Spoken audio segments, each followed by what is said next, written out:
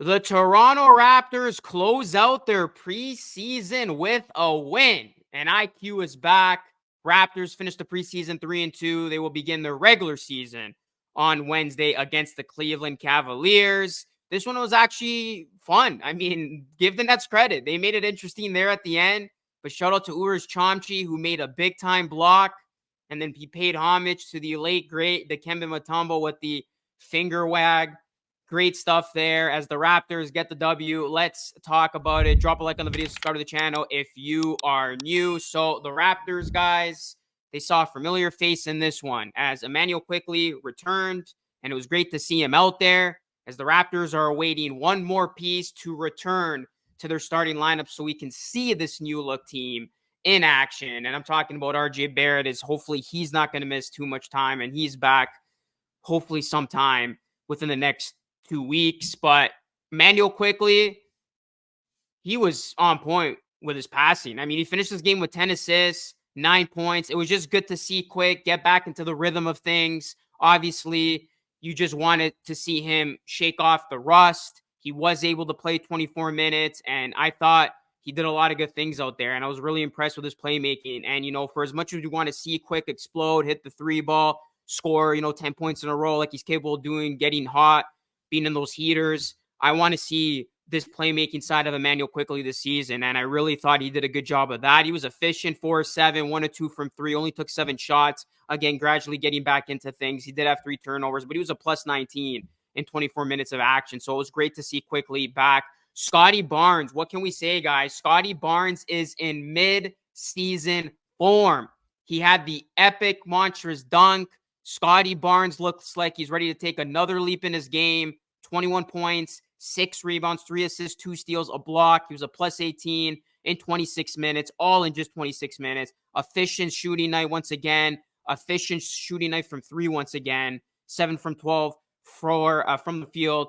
3 for 6 from 3. Scotty Barnes, I mean, if this is what we're going to get from him on every given night, it's going to be great to see. Now, I am interested to see how Scotty's going to look with RJ Barrett, because remember, when RJ Barrett played with Scotty, RJ was kind of the guy who was getting more points and kind of being the aggressor offensively. Can we still see this aggressive offensive initiator, Scotty Barnes, with Barrett in the mix? And can they kind of work that out amongst each other, amongst him, RJ, and Quickley? So Scotty, last 2 games has been great, especially this one, playing with Quickley. I want to see now how all 3 of these guys are going to look playing together. Because remember, we haven't had a big sample size of those 3 guys, but then we haven't even had barely any sample size, like 4 or 5 minute sample size of those 3 guys and Grady Dick. And speaking of Dick, another decent outing, I would say.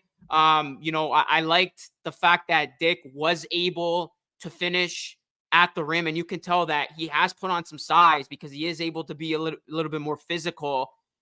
You still want to see him shoot the ball with consistency. So, like, prime example of that is he has an excellent shooting game last game against the Celtics, and then this game he kind of cools off, 5 for 14, 2 for 8 from 3. So the thing with Grady Dick is consistency. Look, we just got out of a shooting guard in Gary Trent Jr., who's notorious for that, of one day dropping a big game and then the next game cooling off and having a bad shooting night. You don't want to see that with Grady Dick. So hopefully Dick, he can start to develop consistency and put together these strong shooting performances back to back to back. And it's not a matter of, okay, one night he goes off, the next night he cools off. He did have 6 rebounds, which is good to see. And like I said, the biggest thing with Grady is the size that he's put on. It's been very noticeable because he has been a little bit more physical. He had 2 blocks in this game as well. So we have seen a lot of other good components to his game. So Grady Dick, I still think he is going to have a nice season. And it's going to be a big opportunity for him. I mean, he has unofficially won the starting gig. You would think Grady is definitely going to be starting on Wednesday, and when RJ returns, he will be starting. I know Darko, he could prioritize defense, and maybe Abaji made a strong case for that potential starting job, because Abaji, guys, I mean, I gotta say, last couple of outings, I've been very pleased by Abaji. I know I was really hard on him during the summer league. I basically gave up on him, and I said, like, I've lost all hope in Abaji, but the last 2 games, solid quality offensive outings from Abaji. Had that nice output against the Celtics, another quality offensive outing against the Nets.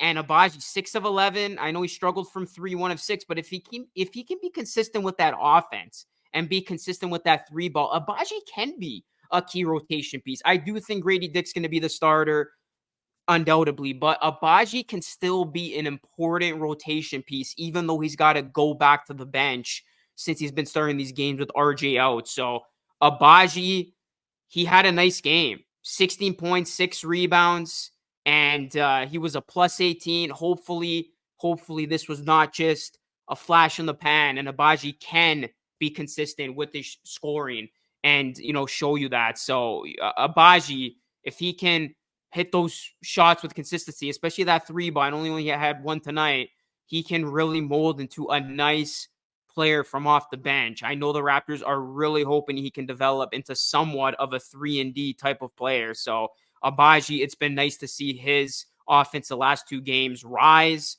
Boucher did leave the game. He had 10 points. Hopefully, it's nothing serious with him. Fernando, that's a guy who's battling for that last roster spot. I thought he had a nice performance here in his last audition, if you will. He had 7 points on 3 of 3 shooting, 4 rebounds. I still think Jamison Battle is going to get that opportunity just because he can shoot the ball better. He did only take 2 shots, 1 of 2, 1 of 2 from 3. But yeah, Fernando and Battle, they basically came in with one of those roster spots on the line. So we'll see who the Raptors ultimately go with. Mobile got 13 minutes. He struggled from the field 0 of 3. He's obviously going to be a project, but he had 5 rebounds and 2 assists. And then, like I said, we saw Chomsky. It was nice to see him get some action there at the end. He did have that nice block. And then Davion Mitchell, he went back to the bench. He's going to be the primary backup to Quickly.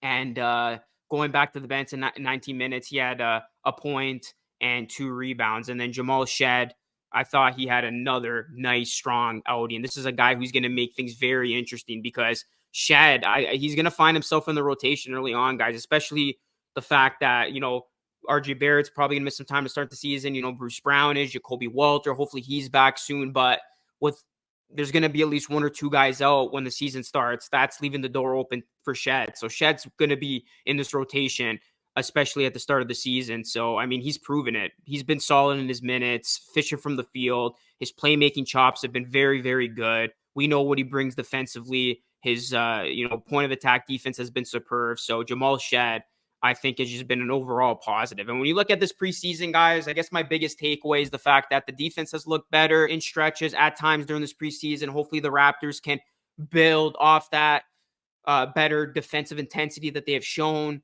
Darko talking about the defensive intensity and effort needed to be better. So hopefully that can be a point of emphasis going into the regular season. Scotty looks absolutely great. He looks to be in midseason form. And the last thing I'll say here, I don't think this a fully strength Raptors team is going to be a bad basketball team. I don't think this is going to be a bad enough team to get a top 5 pick in the draft. I know a lot of people are holding out for this team to be horrible and tank, if you will, to get a top 5 pick because it is a loaded 2025 NBA draft. But the Raptors got their guys playing. We've seen it in small glimpses, and they're energized and they're eager to get out there. Like, you can't ask a healthy Raptors team to tank. You can't ask a healthy Scotty Barnes, Emmanuel Quickly, RJ Barrett, Jakob Poeltl, Grady Dick, and et cetera, to tank. You just can't. So I think if this team is healthy, they don't sustain major injuries to their big players, this is a team that's simply going to be too good for a bottom 5 pick. And I think the Raptors will end up being a playing team. That was my prediction at the start of the summer, and it's my prediction going into the season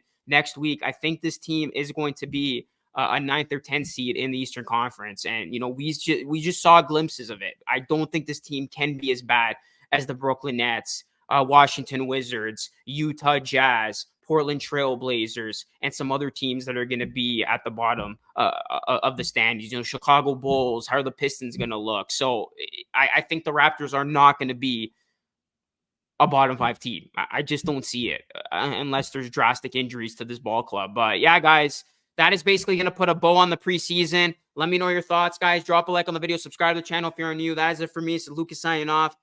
Thank you so much for watching. I will catch you all again in the next one. The preseason officially kicks off Wednesday against the Cavs. I'll see you all then.